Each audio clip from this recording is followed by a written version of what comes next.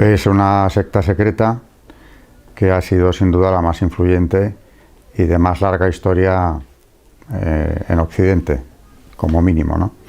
Con una enorme repercusión en la política, pero sobre todo lo que yo siempre destaco es la repercusión que ha tenido en el pensamiento occidental, en el cambio de valores sistemático que ha ido buscando desde que existe en el siglo XVIII hasta la fecha.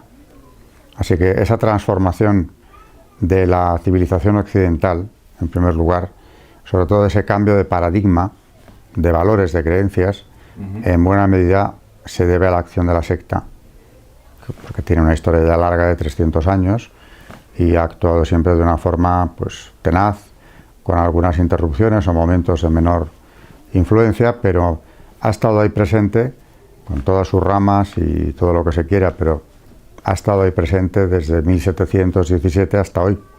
No solamente es la acción de las logias de la masonería, sino que una buena parte del camino ya lo han hecho.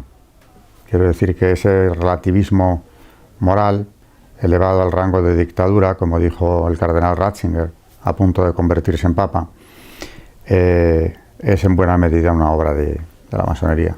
Relativismo moral, sincretismo religioso, todo ello está muy conectado, pero ha habido una lucha tenaz contra la Iglesia católica especialmente, aunque también querría decir de paso que conociéndola a fondo no solo es incompatible con la católica, sino que en el fondo realmente si las otras iglesias fueran coherentes con su cristianismo, lo sería con cualquier otra. La católica es la que más veces ha condenado la masonería, no es la única. La ortodoxa griega y algunas de las protestantes también lo han hecho, otras no. Pero en cualquier caso es que sus principios son incompatibles no ya con el catolicismo, que por supuesto, de una manera especial, sino con el cristianismo, por su visión de Cristo y además también por sus creencias y por los objetivos que imponen o que van fijando al que se inicia en la masonería para conseguir elevarle a un nivel superior hasta llegar a ser un hombre perfecto, digno de adoración. Es incompatible con la fe porque la fe revelada en principio le resulta algo incompatible en el fondo con lo que ellos proponen. La masonería ante todo es gnóstica, es decir, le propone al que se inicia comenzar un camino de perfección, de elevación, mediante un conocimiento oculto que se le va a ir brindando grado a grado hasta elevarle a ese rango. ¿Quién tiene ese conocimiento oculto? En este caso ellos. La gnosis no es privativa solo de la masonería, hay distintas gnosis, las ha habido a lo largo del tiempo, pero es, yo diría, que la peor de las herejías porque parte de un engaño elaborado. La gnosis masónica se contiene, por ejemplo, en un documento fundacional, en el primer reglamento masónico, las constituciones de Anderson, que alteran el antiguo evangelio como quieren para ya introducirnos en una visión de la Biblia muy distinta, realmente, por no decir opuesta casi, a lo que el Antiguo Testamento es. Y del Nuevo casi no hay referencias, porque curiosamente al llegar a Cristo las constituciones guardan silencio prácticamente. En cambio, los grandes personajes del Antiguo Testamento, su vida, su trayectoria se altera de una forma total, incluso elevan a la categoría de arquitecto del Templo de Salomón a un orfebre que aparece en el libro de los Reyes, Irán Aviv, que es un personaje clave, y todo ese conocimiento oculto les viene a ellos nada menos que desde los tiempos de Adán, a través de Tubal Caín, a través de Caín concretamente. Siempre hay una tendencia hacia el lado oscuro en el fondo, ¿no? Es decir, que esa gnosis masónica blanquea lo que en Occidente sabemos que es la parte oscura de nuestra historia, la parte oscura del ser humano. Concretamente, Caín mata a su hermano. En la masonería, Lucifer, eso no se le dice al que se inicia, pero en algunas obediencias lo descubren enseguida, es un aliado del hombre, porque es quien le trae la sabiduría. Se subleva contra esa tiranía despótica del Creador y lo que hace es hacerle ver la realidad al hombre. A mí el nieto de un masón me explicaba cómo su abuelo le había hecho ver que la serpiente había ido al paraíso a llevar la sabiduría al hombre. Era nuestra aliada. Y Dios nos castigó al hombre y a la serpiente expulsándonos fuera del paraíso, ¿no? Claro que sí, supuestamente están aceptadas todas las creencias, siempre y cuando no te empeñes en defender un dogma. Porque claro, la masonería en principio es adogmática, aunque tiene luego sus propios dogmas. Por ejemplo, el dogma del relativismo, esa dictadura de la que ya, como he dicho ahora, hablaba Benedicto XVI, quien no esté de acuerdo con esa actitud de relativismo escéptico, está fuera del marco, en política, en la vida pública. Esto lo dice en la encíclica Centesimus Annus Juan Pablo II.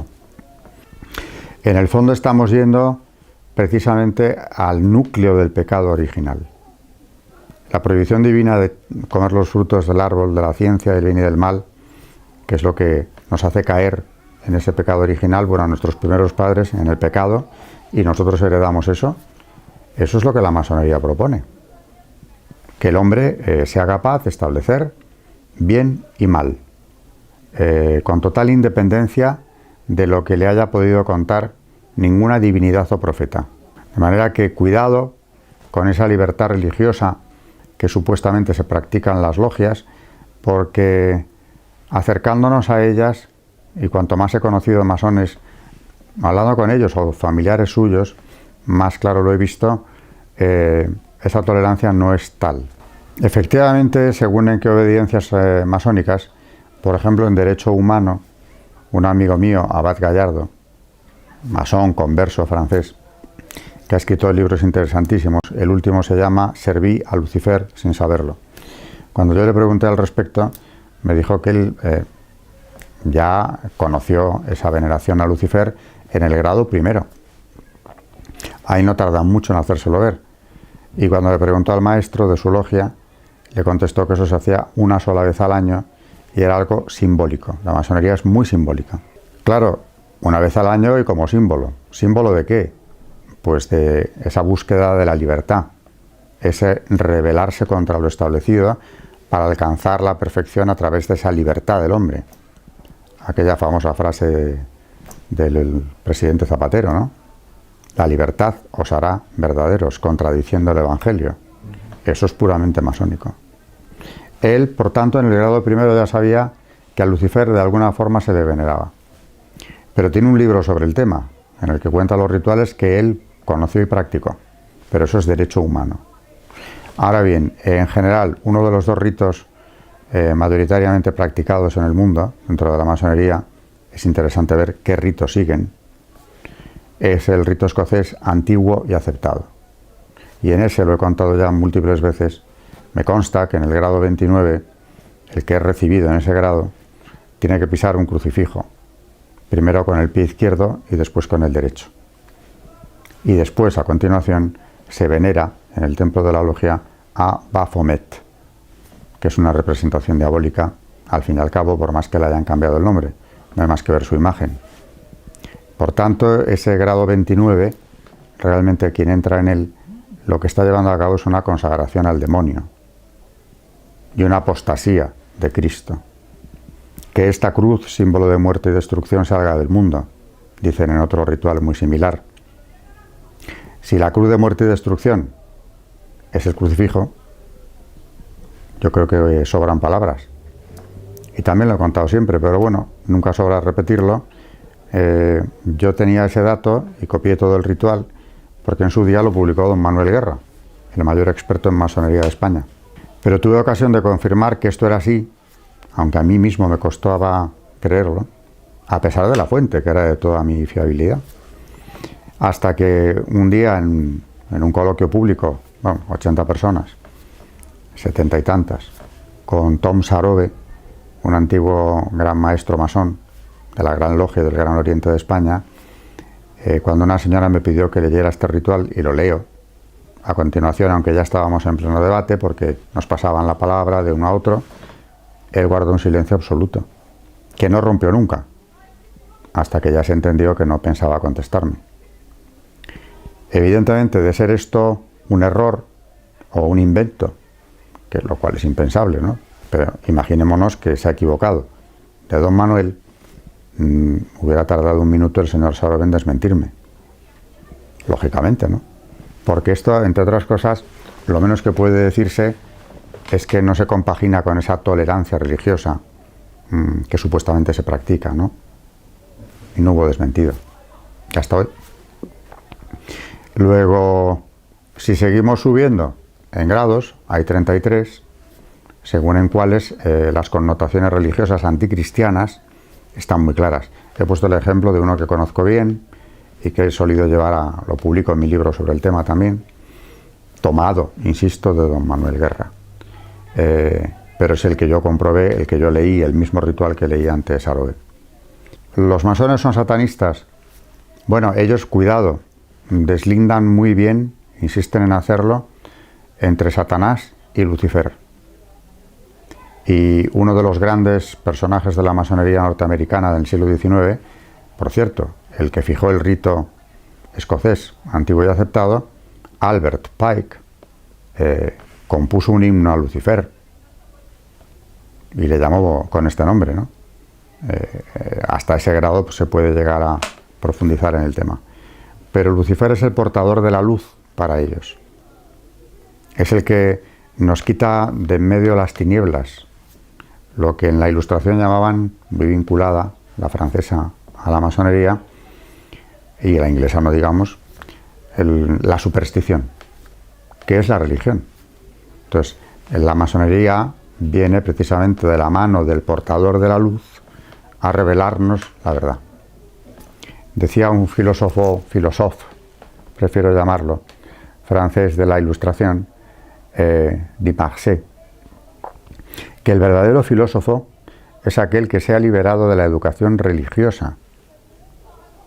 Es decir, que está haciendo una profesión de fe ilustrado-masónica evidente, ¿no? Para ser filósofo, para llegar a conocer la verdad, para superar esas taras impuestas por la educación, tienes que liberarte de la religión. Y a partir de ahí crecerás. De manera que, insisto en que lo de la tolerancia religiosa es más que relativo.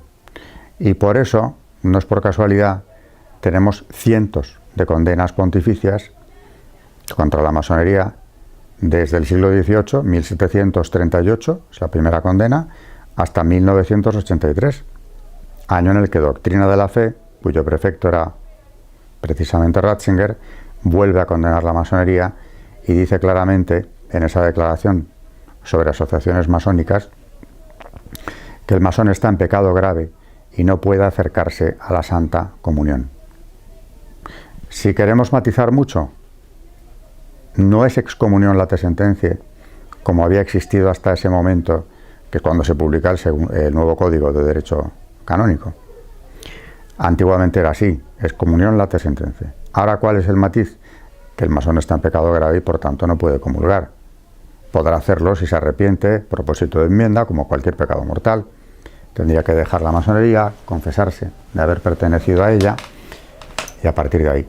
Aunque en el nuevo código también están condenados con entredicho quienes promueven o dirigen estas asociaciones que maquinan contra la Iglesia, porque en el nuevo código no se menciona la masonería, se la considera, como explica Ratzinger, englobada en una categoría más amplia, que es esa de las asociaciones que maquinan contra la Iglesia.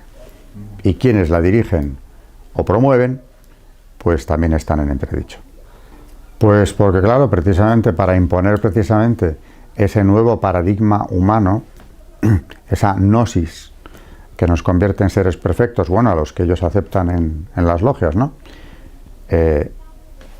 Necesitan construir, o quieren de paso construir, una sociedad completamente distinta. Y han buscado siempre, en la medida de sus posibilidades, una inversión del orden natural. Si hay que pisar el crucifijo para ser un grado 29, más inversión no cabe. Y eso no se queda solo en lo privado. Naturalmente hay un proyecto político, social, antropológico, de crear ese hombre nuevo.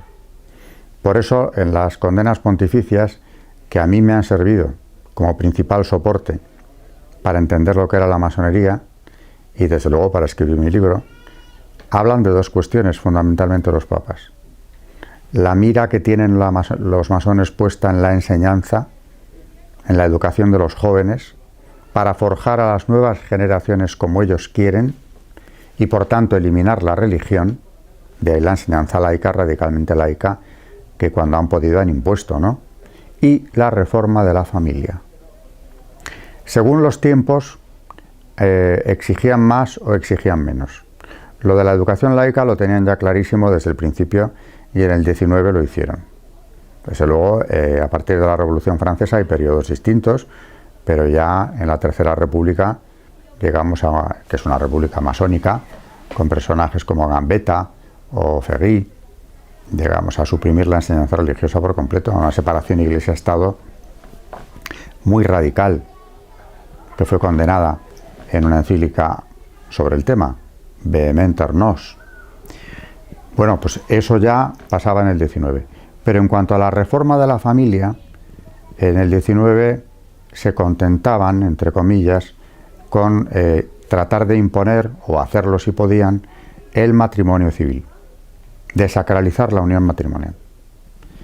Eso comparado con lo que viene luego, ahora ya nos parece aceptable casi, porque como nos han impregnado de relativismo en una medida muy alta, a veces yo creo que como católicos tenemos que conocer la doctrina de la Iglesia y pararnos a pensar lo que es el sacramento del matrimonio, que es ante todo compromiso, es indisoluble y es la base de la familia.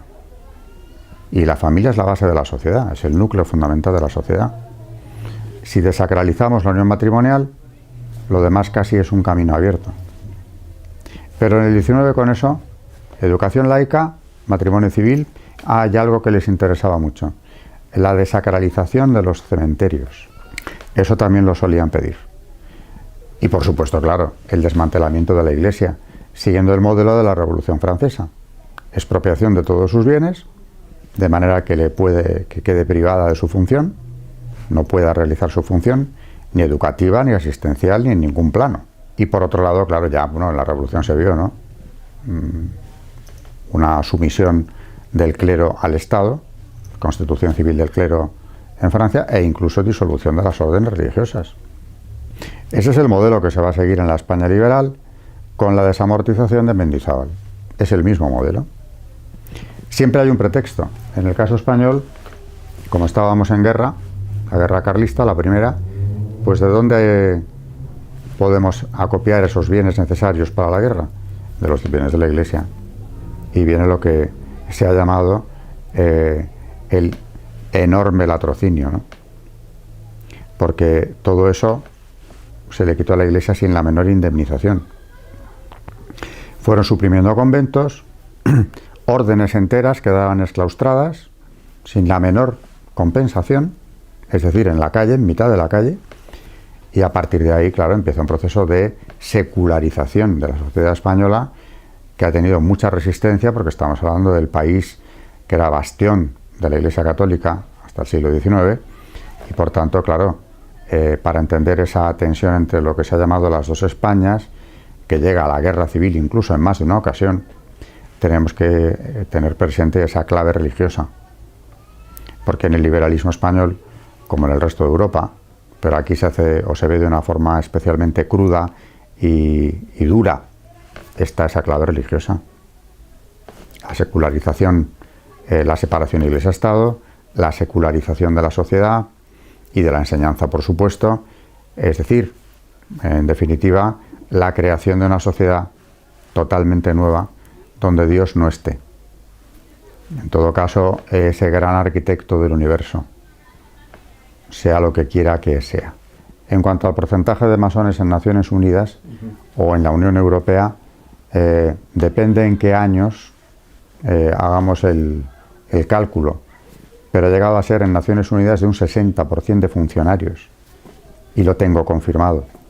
Y algo muy parecido ocurre en la Unión Europea, y esto no son especulaciones, porque ya en los 80 los diputados ingleses, precisamente, los del país que fue la cuna de la masonería, denunciaron esa presencia asfixiante de la masonería en las instituciones europeas, porque quienes no eran miembros de la secta veían entorpecida su carrera. Eso no es una apreciación, esa denuncia está ahí. Y claro, estos grandes organismos internacionales están imponiendo estas nuevas ideologías que vienen de la gran revolución sexual de los 60. Por ejemplo, en los años 90 del siglo pasado, las cumbres organizadas por Naciones Unidas, sobre todo hay dos que fueron clave, el Cairo y Pekín, año 94, año 95. Una era para hablar de población y desarrollo, la primera, la del Cairo, y la de Pekín era para hablar de la mujer. Realmente cuando te acercas ya al borrador de esas dos cumbres, estás viendo que de lo que se trataba era de acabar con la familia. Siempre vistiéndolo de otro modo, de libertades, de independencia de la mujer, en Pekín, que se habla tanto de ella y de liberarla de todo lo que la pueda discriminar o perjudicar, se deja ver como que un elemento que la esclaviza es precisamente el vínculo familiar. La maternidad, bien pronto, desde los organismos de Naciones Unidas, se presenta como un lastre para la mujer. No como un modo de realización personal, sino todo lo contrario. Al frente de uno de estos organismos, la División para el Avance de la Mujer, estuvo una señora, una feminista sueca, Caroline Hanna, que acuñó un término, el de impuesto reproductivo o trabajo reproductivo de la mujer. Naturalmente entendiendo, insisto, la maternidad como un trabajo o como un impuesto que reduce las posibilidades de la mujer para alcanzar un pleno desarrollo como persona y profesional, por supuesto.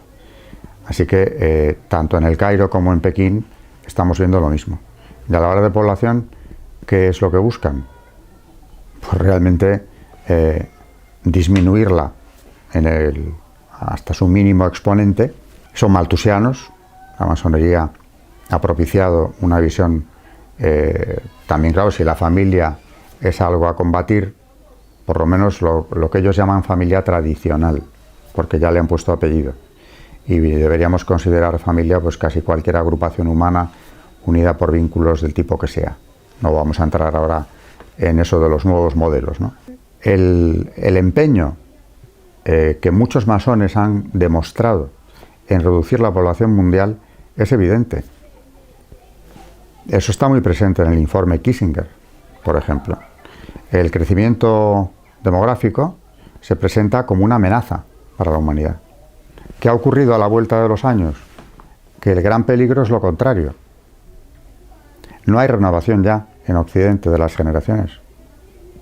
Es decir, España, que va a la cola en este sentido, no es que hayamos perdido ya el número suficiente de hijos para hablar de reproducción.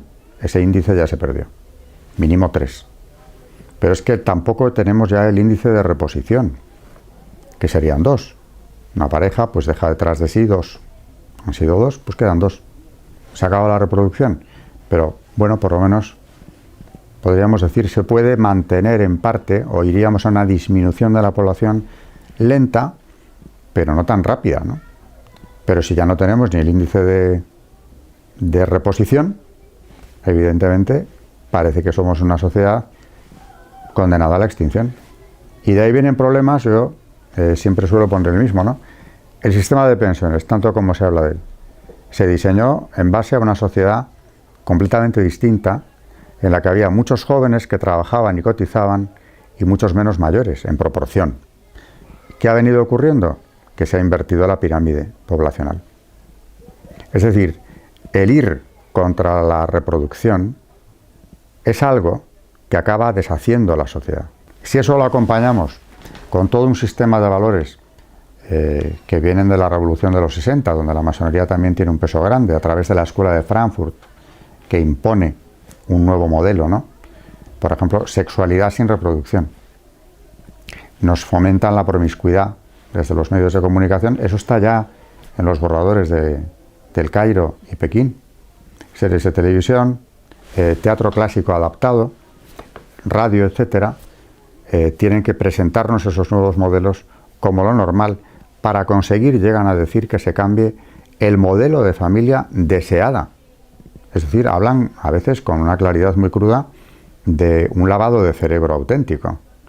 Y eso incluso mis alumnos más jóvenes lo reconocen, porque en cuanto se les hace ver, a poco que vean la televisión, antes se hablaba de aquello del horario infantil, ahora da igual en qué horario puedes ver cualquier cosa. Pero desde luego cualquier cosa contraria a lo que es la visión cristiana de la persona, del matrimonio y de la familia. Todo lo que sea contrario a eso, en cualquier horario y en cualquier modalidad. Bueno, de la transición en adelante, por supuesto, ha habido un cambio en eso, porque en el 19 el Partido Liberal, bueno, se divide en varios partidos al final, pero en los más a la izquierda, los más escorados a la izquierda, acaba ya surgiendo el Partido Republicano, el Demócrata, anteriormente. En los partidos liberales la presencia masónica es abrumadora, sobre todo en los dirigentes. En la Segunda República Española, la presencia de masones en el Parlamento es enorme. Pero claro, es que en todos los partidos de la izquierda su abundancia es descomunal. El propio Manuel Azaña, él mismo cuenta en sus memorias su iniciación en la masonería el año 32, es decir, al poco tiempo de instaurarse la República en España. En cambio, en el sector de la derecha apenas lo sabía, no hemos localizado un gran número. Yo por lo menos ahora no puedo decirle de memoria ninguno. ¿Por qué? Porque la derecha española en los años 30 era católica.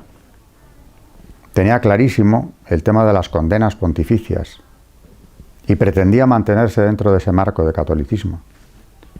Ahora, en cambio, a partir de los 70, en un mundo ya muy relativista, fuera de España, pero que va a influir decisivamente en nuestra transición y en lo que luego vino, en la derecha española ya ahora mismo podemos encontrar, y encontramos de hecho, una gran cantidad de masones. El PSOE tiene una tradición, por supuesto, masónica descomunal. Si nos fuéramos a la Segunda República podríamos estar hablando un largo rato de ella, pero hoy en día, como digo, en el arco parlamentario es muy difícil encontrar alguno de los grupos donde no haya masones, sin la menor duda. Es más, yo creo que es la clave verdadera, la última clave, la última pregunta a la que hay que llegar es ahí. ¿Por qué todo esto? ¿Quién mueve estos hilos? Ciertamente muchos, desde luego, no piensan que estén haciendo el juego al demonio, pero que se lo están haciendo es evidente. Ese odio hacia el ser humano, que está en el demonio desde el principio, es visible aquí, porque realmente todas estas políticas que llevo mencionadas solo llevan a la destrucción de la sociedad y a hacer infeliz al hombre, a hacerlo solo, personas solitarias, como ocurre ya, por ejemplo, en los países escandinavos, donde el modelo a seguir es vivir en soledad, ya ni siquiera en parejas de hecho, solos. Eso destruye a la persona. ¿Por qué se ha disparado el índice de suicidios en países como Francia, por ejemplo, en los últimos años? Por esa soledad y por esa falta de sentido trascendente de la vida. E incluso si lo tuvieran todo materialmente, el hombre no está hecho para tener solo cosas materiales. Tiene un destino mucho más elevado y lo lleva dentro y lo nota y lo sabe y lo siente. Si eso se le quita, le has quitado la principal razón de vivir. Aunque le dieras todo lo de este mundo.